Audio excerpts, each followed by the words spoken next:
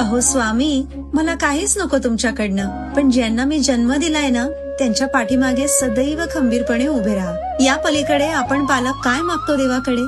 आई वडील इतकी वर्ष सातत्याने देवावर श्रद्धा ठेवतात, तेव्हाच त्याचे लाभ पिढ्यानं पिढ्या संपूर्ण कुटुंबाला होत असतात. आपल्याला जसा झाला तसाच आपल्या मुलांनाही व्हावा म्हणून आपण सगळेच देवापुढे नतमस्तक होत असतो. लोक म्हणतात, जर सगळं नशिबात आहे तर मग देव काय करतो?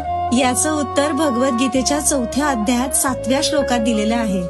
श्रीकृष्ण सांगतात की कर्म, अकर्म आणि विकर्म याचा गुढ फार खोल आहे. नशीब म्हणजे भूतकाळात पेरलेलं बीज असतं, वर्तमान म्हणजे आता उगवलेलं झाड आणि कर्म म्हणजे आपल्या भविष्याचा पाया असतो. त्यामुळे देव न्यायाधीश असतो. तो नियम बनवतो, पण पेपर आपणच लिहितो आणि तो पेपर म्हणजे आपले कर्म असतात. आपला अध्यात्म आपल्या वागण्यातून आणि प्रत्येक कृतीतून दिसत असतं. देव बाहेर कुठेही नसून आपल्या अंतःकरणात वास करत असतो.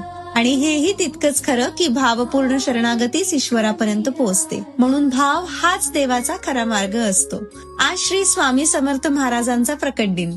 ब्रह्मांड नायक, योगीराज, राजाधिराज, अक्कलकोट निवासी, दिगंबर दत्ता अवतार असे अनेक नावांनी ओळखले जाणारे आपले स्वामी आजच्या दिवशी अक्कलकोटमध्ये प्रकटले. आजचा दिवस इतका खास आहे. लवकर उठले, पूजा आटोपली, स्वामींचा अभिषेक झाला आणि मग नैवेद्याला सगळं स्वामींच्या आवडीचं मी स्वतः केलं. गेले 7 दिवस रोज 3-3 अध्याय स्वामी समर्थ सारामृताचे वाचते आणि आज त्याची समाप्ती झाली. 501 वेळा स्वामींचा जप म्हटला आणि तो लिहूनही काढला आणि 11 दिवस तारक मंत्राचं अनुष्ठान करतेय.